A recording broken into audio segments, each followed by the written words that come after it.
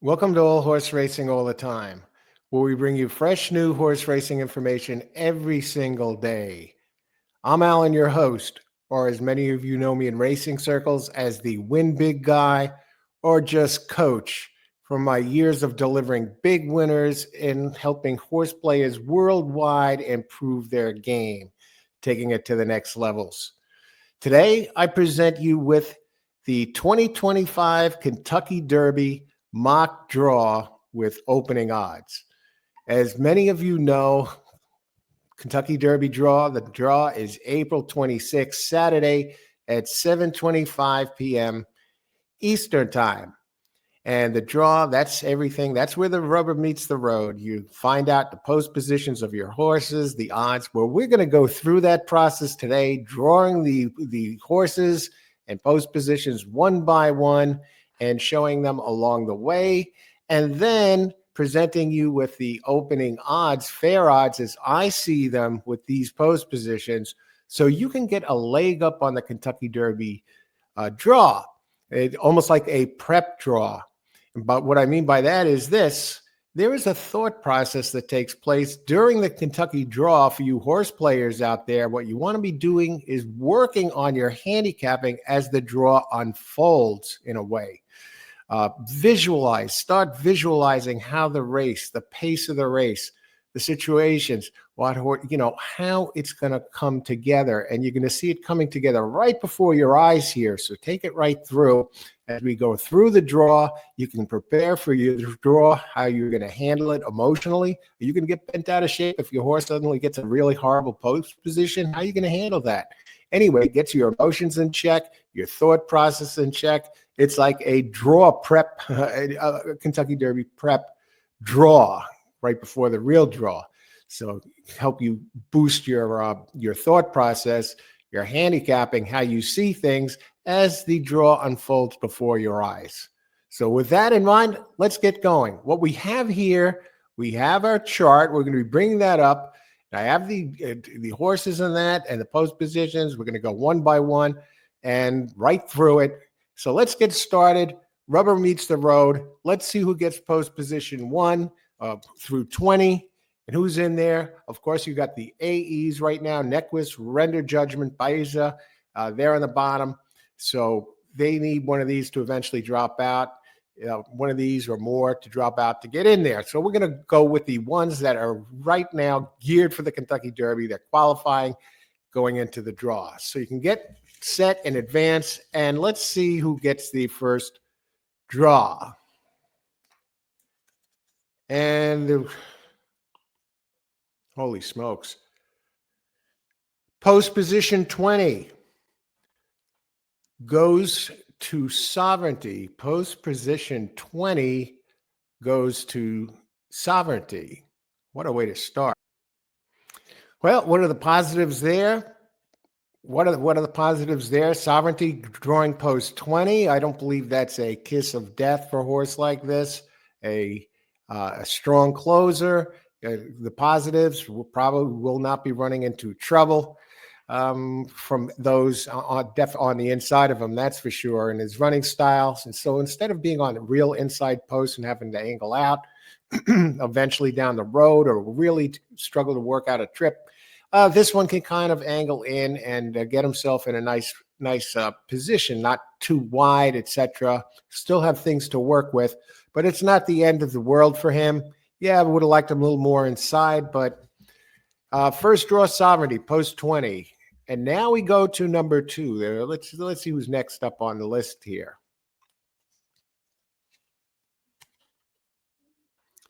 Post position 15. Owen Almighty. Post position 15. Owen Almighty.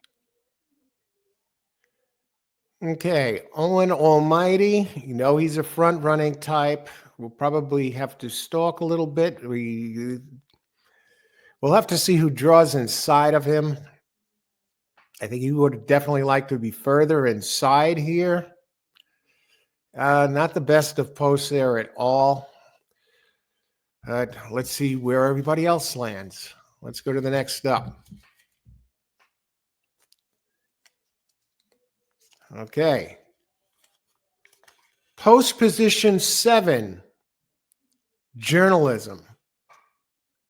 Post position 7, journalism. How do you feel about this one?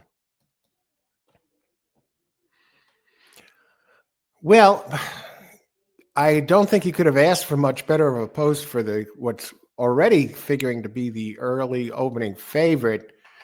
We'll have to see what kind of speeds we have outside of him. We do have Owen Almighty outside, but journalism, who does have enough speed to be part of the mix, so he's not going to have to come in from way outside. We'll see what kind of speeds are draw inside of him to determine a little bit more. But I don't think you could ask for a better draw here for journalism. If there is one, I don't know. Right now, this looks like a great spot for the likely morning line favorite. Okay, who's up next?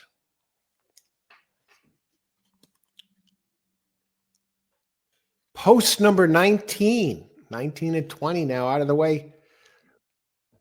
Post number 19, Citizen Bull. Bob Baffert's Citizen Bull. How you feel about that if you're a big Citizen Bull fan right now, if you're watching the draw? Citizen Bull, post position number 19.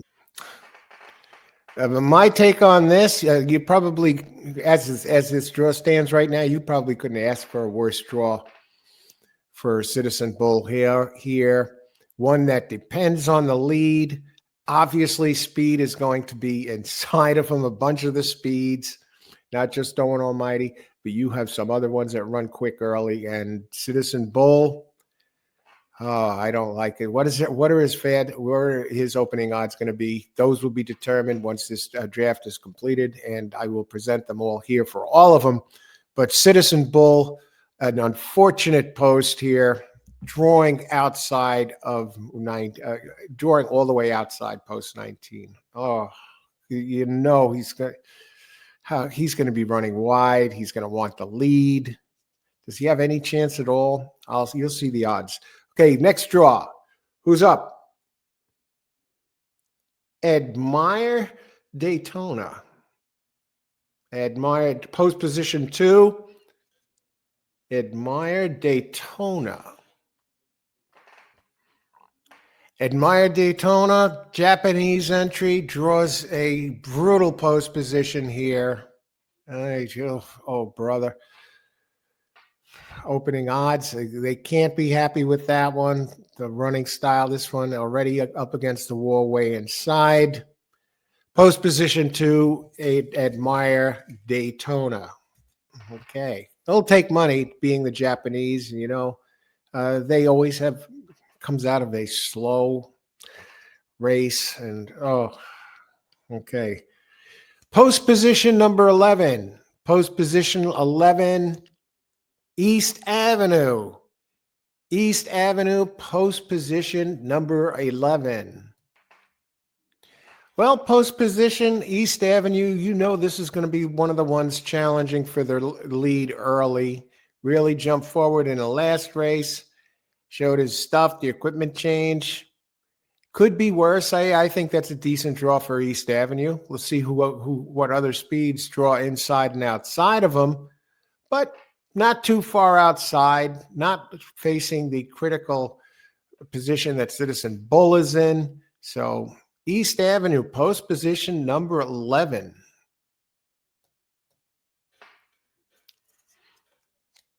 Okay, next up. Grande, post position 10, Grande.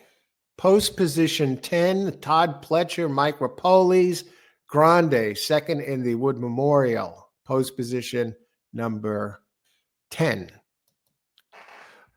Now, this is a beautiful draw for Grande. Really, really showed some stuff last race. He ran a big thoroughgraph number while finishing second in the Wood Memorial to Rodriguez. And this guy definitely is a player for the win spot here. And he draws well. He'll have to close into it, but he has enough speed that he can be closer to the pace than the deep closers. So a beautiful post for Pletcher's. Grande, post position 10. Next up,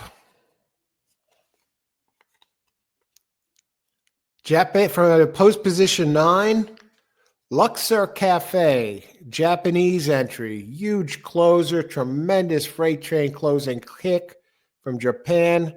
Luxor Cafe, post position 9.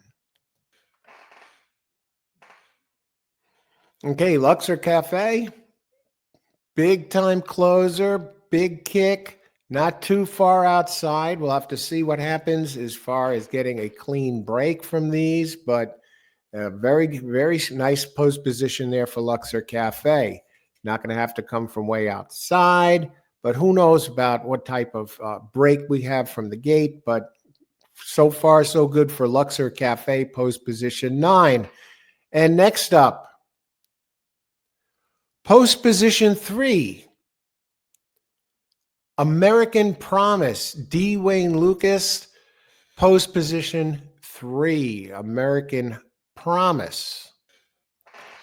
Now, given the running style of American Promise, I would have to think, and the other speeds in there, I think D. Wayne would be very happy with this post, given the running style of American Promise. Right off the bat, saves ground. He's not pinned. Oh, yeah, it's not the greatest. He's still inside quite a bit. He's not pinned to the rail, though. And he has enough speed out of the gate that this one should be in a good position. Shouldn't have to be dealing with a bunch of nonsense early on in the race and saving ground from the get-go. Now, how much they want to send him? Do they want to stalk him in this race like he did last race before, setting a track record at Colonial Downs in his victory there? But he's a very nice post there for American Promise. Okay, who do we have up next? Up next, at the conclusion, we will have the opening fair odds for all of these. My fair odds. Post position number 14, Burnham Square. Burnham Square, post position number 14. Okay, Burnham Square. He's had a nice, honest campaign. He's been running along the way in the prep races and cemented it, got the job done, winning his last race. And he's really set. He's in good form right now. And as far as that post goes, okay, not too bad. Not the greatest, but not bad for his running style. Might fit him just right. Come in more of a pressing type, or not to the front, but maybe he won't get in too much trouble, and he can come inwards instead of having to swing really wide. So Burnham Square, post position number 14. Now we move on. Post position 1, Coal Battle, post position 1. Oh, no. What do you make about that?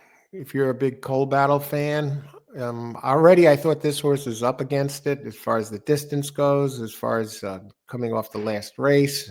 Others just seem faster. But an Admiral, you have to respect him for what he's done on this campaign.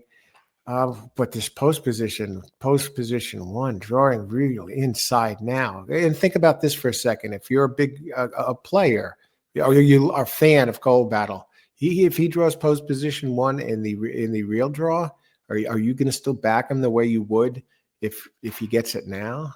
Keep it in mind. You want to be a fan, one thing, but you don't want to, get destroyed at the windows. Never fall in love with a horse when it comes to betting, that is. So, Coal Battle, the dreaded post position 1. Ooh. Fair odds will be coming up after the draw for each of these. So, keep an eye on that. What do you think the odds should be of these? Post position number 18, Built.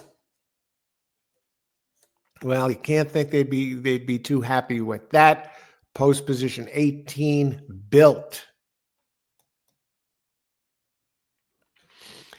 Now, built as a type, he can go earlier, but he does have decent positional speed, excellent breeding.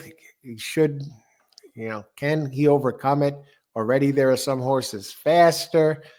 I would have to think they would want to be drawn further inside of there. Obviously, built post position 18. You see how this is shaping up so far. How do you see this race setting up right now? I mean, it looked great for journalism. Grande has a tremendous post. They're the ones that are jumping out at me. Sovereignty, still haven't given up on him, giving his closing kick, and he should have a clean trip, if nothing else, and get fairly inside quickly from out there because there's speed inside of him. Citizen Bull. Tappan Street, post position 13. Tappan Street, post position 13. This is a nice draw for this one. He's kind of in the grande category as far as is the running styles, and post position 13, not the end of the world. Tappan Street, yeah, we'll have to see. Tappan Street, post position number 13. Running style, this might work out okay for him. Post position number 8. Sandman. Post position number 8, Sandman. Okay, Sandman, like the other closer inside of him, outside of him, Luxor Cafe gets a very nice spot here in post position 8. So this is another one that's probably not going to get hung out really wide. And it's going to be up to the jockeys to work out a trip with these closers, as we all know. But at post position, not too bad. Sandman, post position 8. Next up, post position 17, Final Gambit. Post position 17, Final Gambit.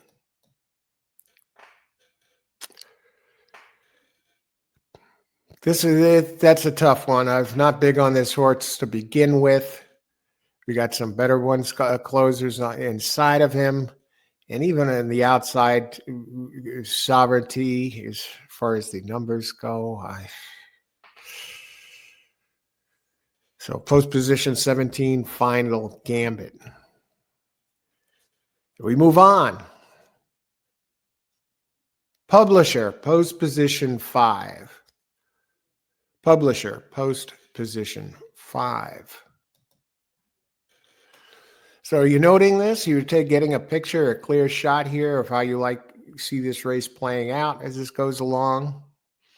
Publisher, running style. This is nice horse. I think they would have liked to have been a little with the post positions left. I guess this is about the best you can ask for here. May want to go a little bit earlier. Going to have to work out a trip. Has his work cut out for him. But given the way this draw is going so far, I'd take it if I'm a publisher guy or if I'm with the connections, post position 5. Okay. And we move on. Post position 16, Flying Mohawk. Flying Mohawk, post position 16. I don't like this horse to begin with, and I like him even less now out here on the outside. Yeah, he might improve over the last race, but he'd have to jump so far forward to be anywhere near the winner's circle, let alone hitting the board. Flying Mohawk, post position number 16.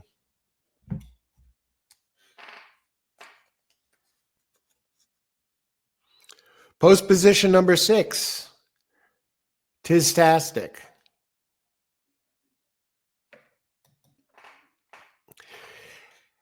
The way post position 6 for Tistastic, positional player in here. He's inside. Probably have quite a bit to work with. Positioning becomes really important for this one. Not This one might have been better off with post position 12 than post position 6, considering traffic, the field size, how this is shaping up so far. Tastastic, post position number 6. Post position number 12, Rodriguez. Post position 12, there he is, Rodriguez. Well, Bob Baffert does get 12 for Rodriguez. The best case scenario is here. We got some speed outside of him. We have outside of him, we have Rodriguez and East Avenue right next to each other. They might be the two front runners here and set the stage. And from what we have inside of them, admired American Promise in post position 3. Those are probably going to be your 3 heading out there. Who's going to get the lead? What's going to happen? We'll see. But Rodriguez, yeah, I like him outside a little bit more than post position. Well, maybe post position 4 would have been better here because he would get the jump on with the exception of American Promise.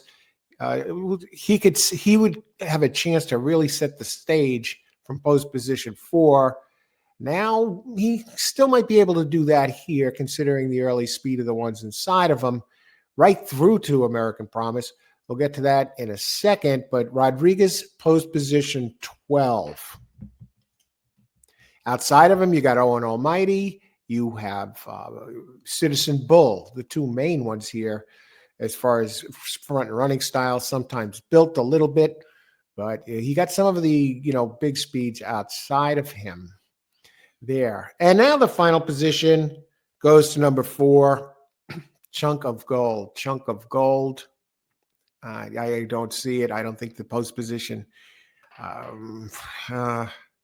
It might actually be a bit of a benefit to Chunk of Gold as far as saving ground and prey for a rail trip.